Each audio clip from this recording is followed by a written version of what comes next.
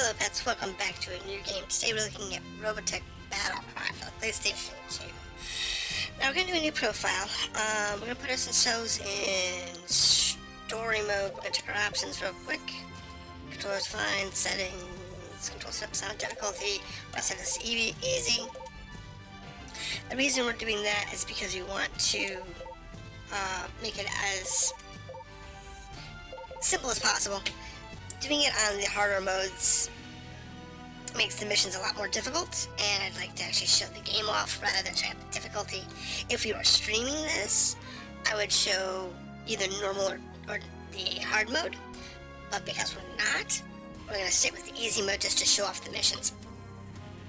This game is relatively easy to find. It's not impossible to get a hold of. There are some games that are hard to get a hold of from this era, but it's not one of those. So, what we are, our pilot's name is Jack, and he is part of the SDF, but he's part that got left on Earth. So there's a little bit of skipping around. If you've seen the Robotech Macross original series, for the Super Dimensional Fortress, you will know that they have some flights on Macross Island. They get sent out to Pluto, and then they have to work their way back. Jack is a side story, and does not follow the main story all at the same time. So keep that in mind. If you've seen the series, you'll understand a lot of the concepts going on, but you won't necessarily know completely what's going on. I'm going to break this up into each video will be either 1 or 2 chapters, depending on how long the chapters are. We will see the full story, so don't worry about that, and we'll have full gameplay. So I will do this for as long as I decide to do this series, and depends on the popularity. So let me know if you want to know it in the comments. Like the video, comment, whatever, let me know so that we can actually move forward. And I'll go ahead and start on first one. Now we have a couple different options here.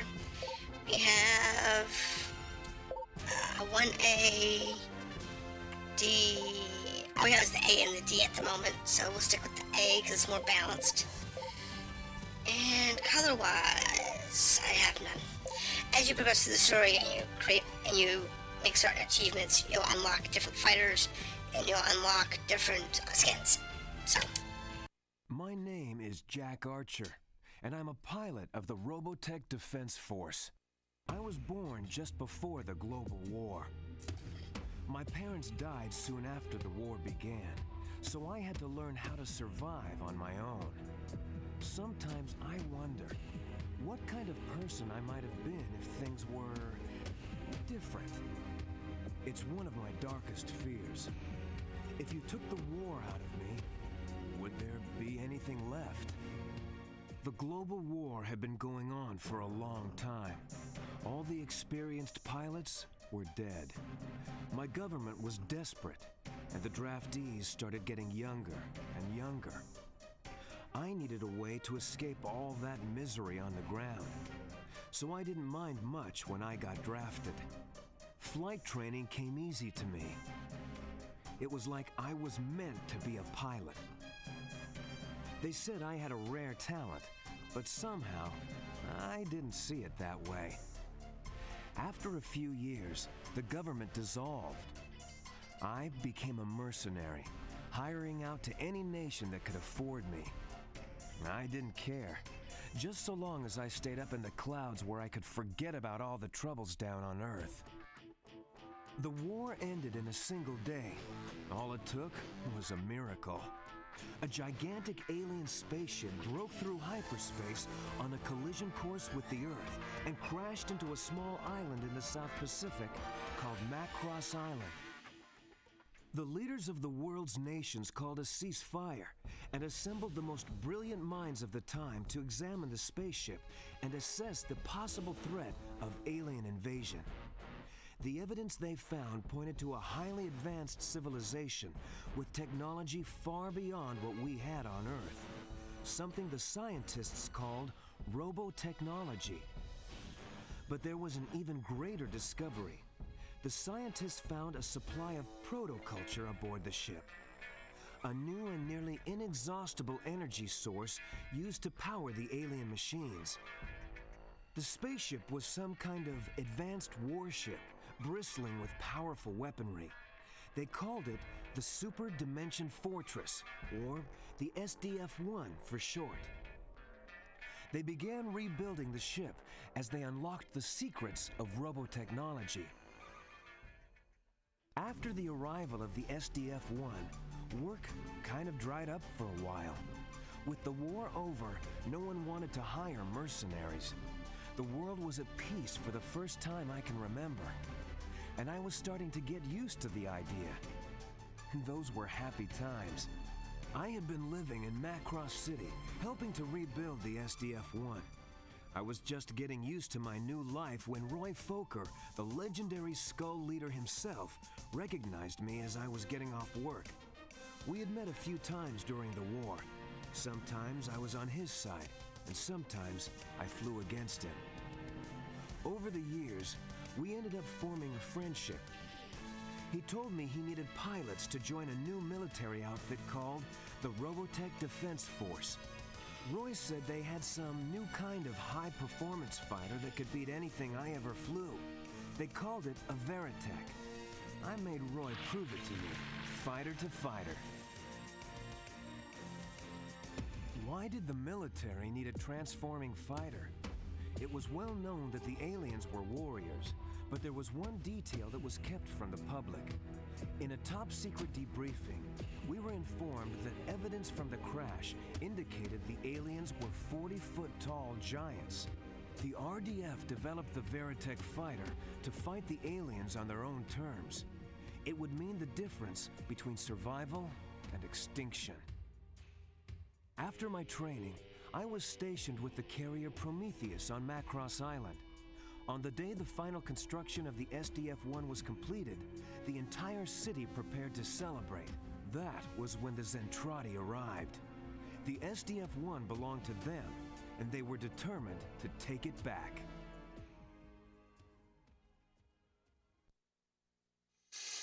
Alright, so that's the backstory of everything up to this point. Thankfully, most of them aren't going to be that long.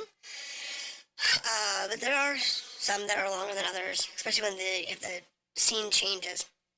So while we're on Macross Island, we'll have a few stories here. Invaders in Sector 412. This is not a drill. I repeat, this is not a drill. All forces proceed in battle formation. Well, boys, you heard her. This is the real thing. Destroy all targets. We've got to cut them off before they reach Macross City. I'm on my way, Roy. Wolf Squadron, move to intercept invaders at Zone 428. Traffic's pretty heavy out here, so break formation, but try to keep each other covered. So this is us. We have a machine gun. We have some missiles.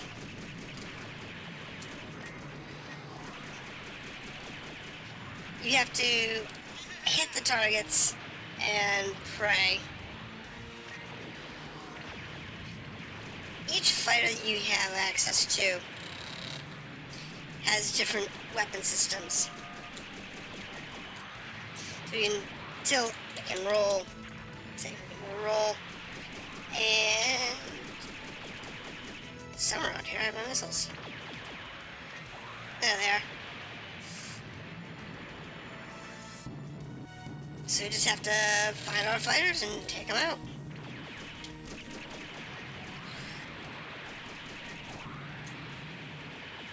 It's not really that complicated of a... Oh wow. He's just buzzing.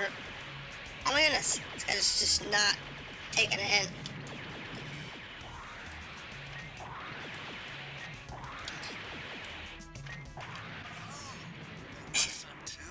Alright. I need to...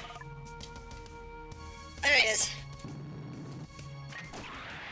Wow, he's just not taking a hint. There he goes. That was just messy. That was definitely a messy shot. There's interesting thing about this particular game is that you don't actually have ammo. Everything recharges. I mean, everything recharges. Your guns recharge. Your missiles recharge.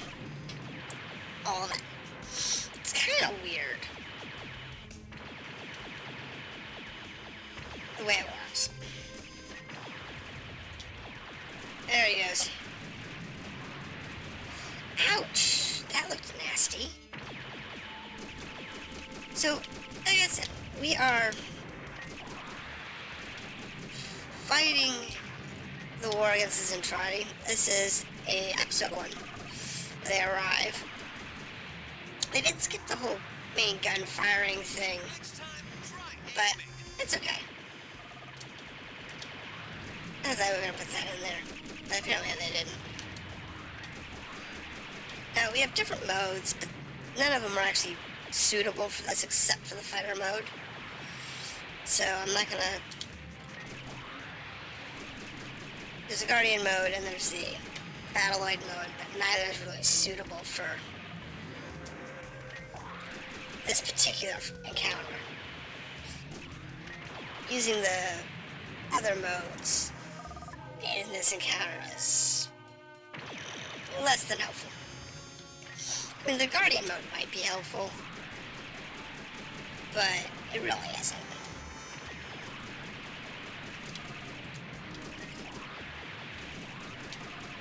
So, it's just a thing. Just have to worry about, yeah. Stay glued to that radar. This island is still crawling with bogeys. Rookie, I'm gonna make you eat those words. Skull leader calling Wolf 10. We've got more enemy readings in your area. And they're Next round. Sea Sergeant helicopters. Get out there and intercept. So we have to check the sea sergeants. No big deal.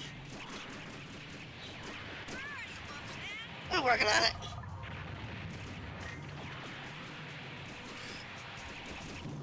Let's kind of get over here a little more. So we actually work on this.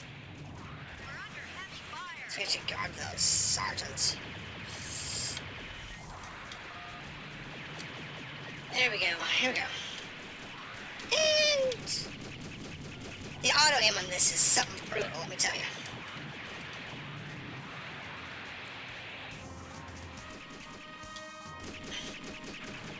As long as you're somewhere close, it's usually satisfactory.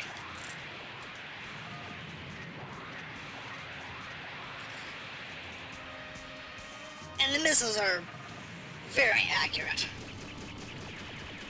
Now, the way this works is you have different weapon systems for different platforms. Skull leader to crew. You guys head back to the Prometheus. I've got some business to take care of in town. SDF-1 control to Wolf Squadron. As soon as you are refueled and rearmed, proceed to Macross City to defend assigned sectors. I now are in Battleoid mode. So that is episode 1. We fired a ton of shots. So we had a 21% hit rate with cannon fire. That's not that bad. And we had a 51% with missiles. That's actually pretty good too. And we'll save. Not new save. New save. Space.